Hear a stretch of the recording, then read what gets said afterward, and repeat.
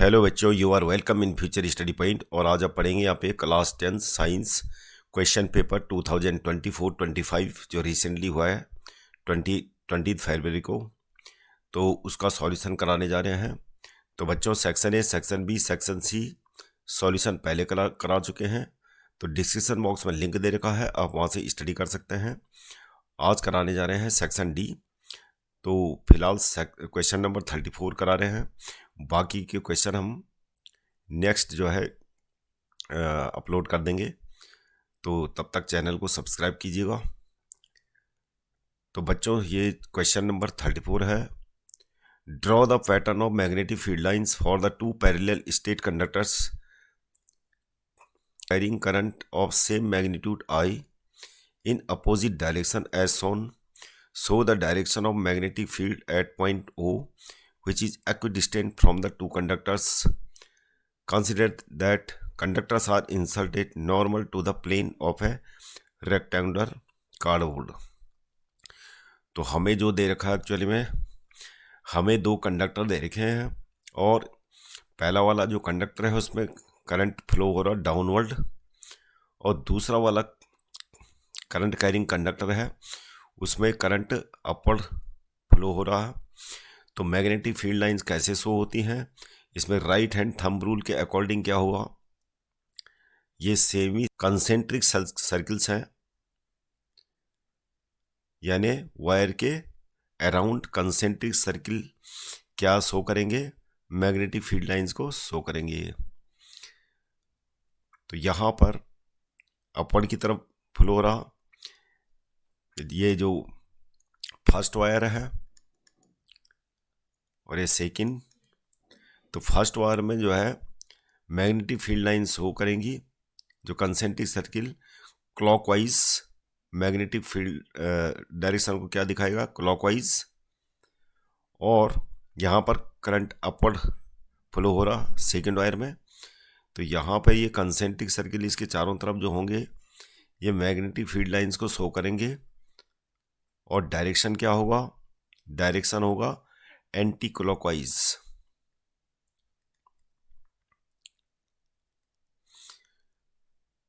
तो सिमेट्री के अकॉर्डिंग मान लिया, सपोज करो कि एक सर्किल ऐसे आता है यहाँ पे ओ में, तो ये क्या होगा, डाउनवर्ड की तरफ जाएगा। और यहाँ पर से एक कंसेंट्रिक सर्किल दिखाएंगे, तो यहाँ पर क्या होगा, क्योंकि एंटी क्लॉकवाइज है तो ये एंटी क्लॉकवाइज ऐसे करके शो होगा।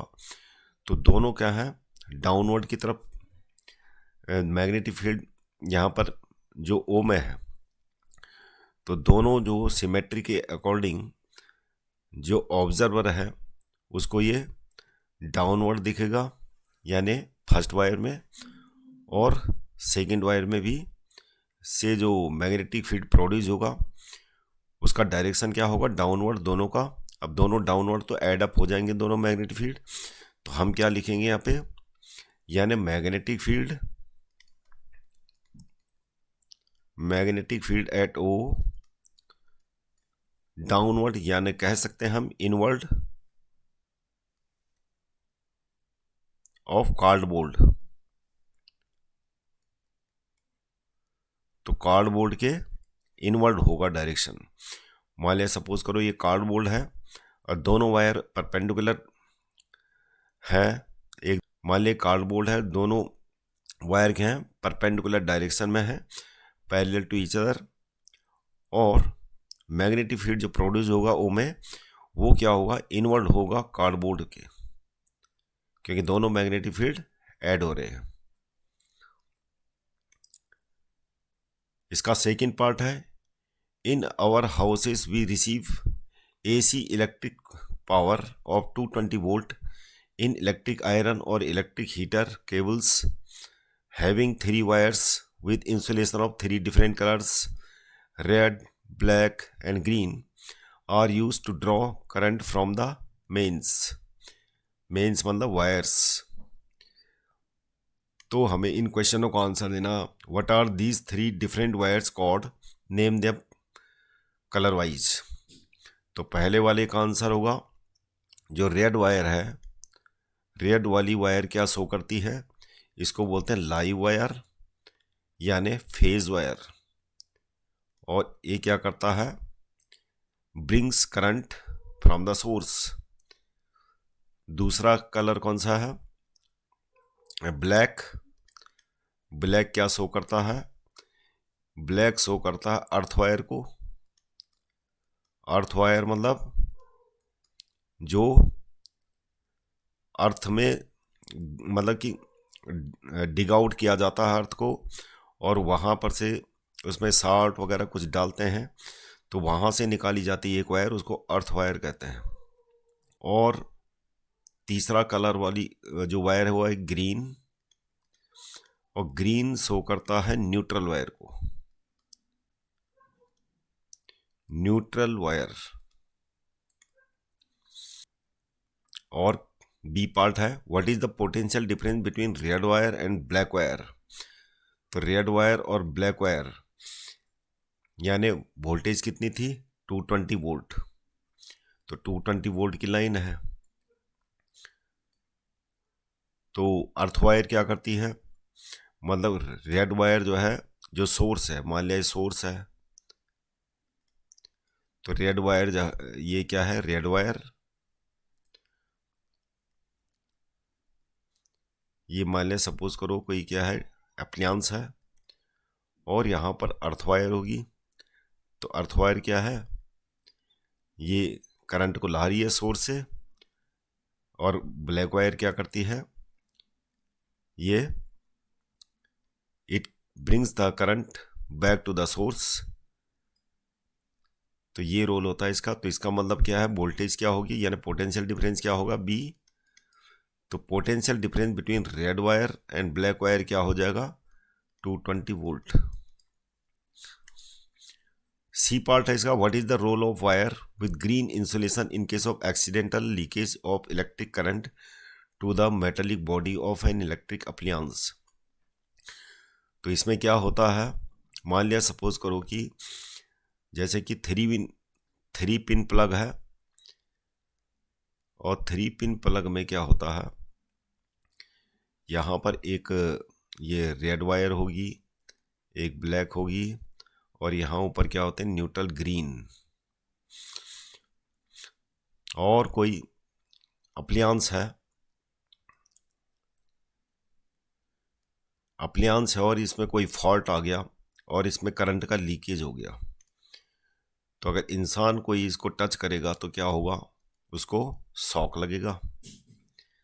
तो इससे बचने के लिए जो मतलब कि अप्लायंस का जो है सॉकेट, ये तो हो गया रेड वायर का, और ये ब्लैक वायर। अब जो तीसरी वायर है यहाँ से कनेक्ट करते हुए, ये तो कनेक्ट हो गई, और तीसरी वायर को जो अप्लायंस की बॉडी में लगाया जाता है ऐसे करके, इस करंट से, लीकेज करंट से बचने के लिए। तो क्या होगा, जब एक्सेस करंट होगा, यहाँ पर से एक्सेस करंट होगा, तो एक्सेस करंट क्या होगा, यहाँ से मेटेलिक बॉडी से ग्रीन वायर में फ्लो होगा। ग्रीन वायर में फ्लो होने के बाद क्या होता है कि जो अर्थ वायर है, यहाँ पर जो इलेक्ट्रिक पैनल है, ये दोनों कनेक्टेड होते हैं, और इस प्रकार से करंट क्या होता है, ग्राउंड में आ जाता है।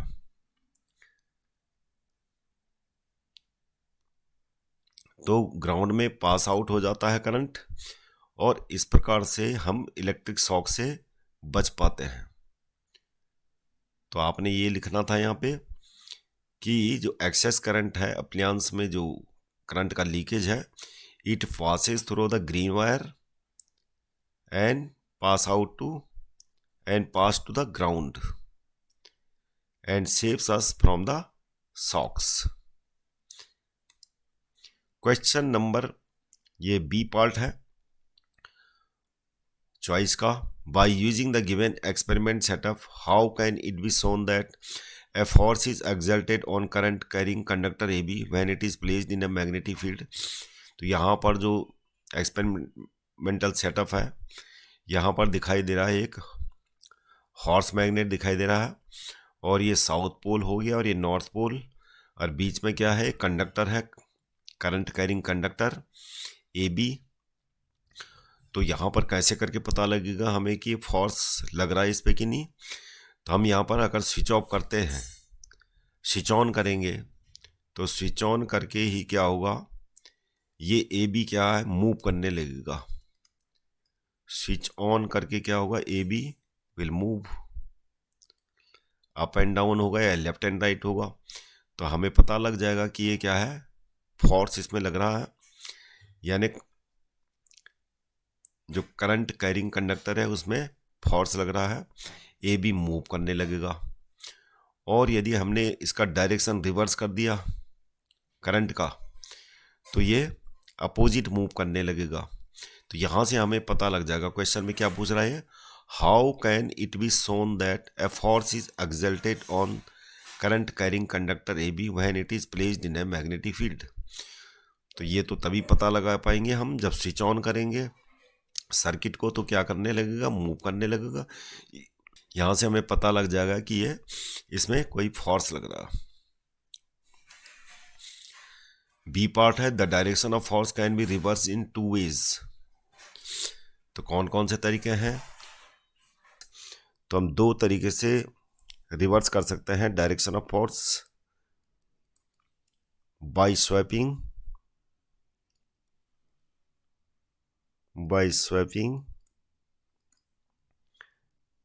The terminal of battery. Battery के टर्मिनल को स्वैप करके क्या होगा, डायरेक्शन ऑफ करंट चेंज हो जाएगा by swapping the terminal of battery.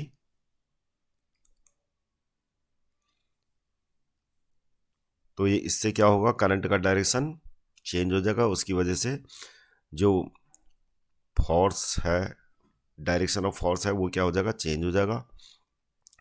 और दूसरा है सेकंड होगा बाय स्वैपिंग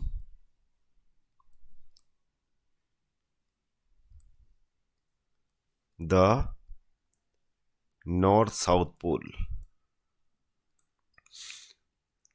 यानी मैग्नेटिक फील्ड का डायरेक्शन चेंज करके, यानी करंट का डायरेक्शन चेंज करके या फिर मैग्नेटिक फील्ड का डायरेक्शन चेंज करके हम जो डायरेक्शन ऑफ फोर्स है वो 2 तरह से चेंज हो सकता है ऐसे। When will be the magnitude of force be highest. Second part है B, when will the magnitude of force be highest. तो जो मैग्नीट्यूड है फोर्स का कब हाईएस्ट होगा, जब क्या होगा, मैग्नेटिक फील्ड का डायरेक्शन जो होगा, यानी मैग्नेटिक फील्ड का डायरेक्शन क्या है, नॉर्थ टू साउथ है, और मैग्नेटिक फील्ड का डायरेक्शन यानी मैग्नीट्यूड ऑफ फोर्स हाईएस्ट कब होगा, जब ये AB कंडक्टर क्या होगा, इसके परपेंडिकुलर होगा। यानी ये मैग्नेटिक फील्ड का डायरेक्शन है और ये AB, दोनों के बीच में कितने का एंगल होना चाहिए, 90 डिग्री। तो when AB will be perpendicular to the direction of magnetic fields, then magnitude of force be highest, ये लिखना था। State Fleming's left hand rule. तो फ्लेमिंग का लेफ्ट हैंड रूल क्या है, according to this rule states the thumb, forefinger and middle finger of your left hand such that they are mutually perpendicular. If the first finger, forefinger, points in the direction of magnetic field and second finger in the direction of current, then the thumb will point in the direction of motion or the force acting on the conductor. तो यहाँ पर जो है, अगर हम left hand को इस प्रकार स्ट्रेच करें कि यहाँ पर जो थंब है, यहाँ पे जो फर्स्ट फिंगर है और जो मिडिल फिंगर है, मिडिल फिंगर अगर डायरेक्शन दिखाती है करंट का, और जो फर्स्ट फिंगर है वो मैग्नेटिक फील्ड का डायरेक्शन दिखाती है,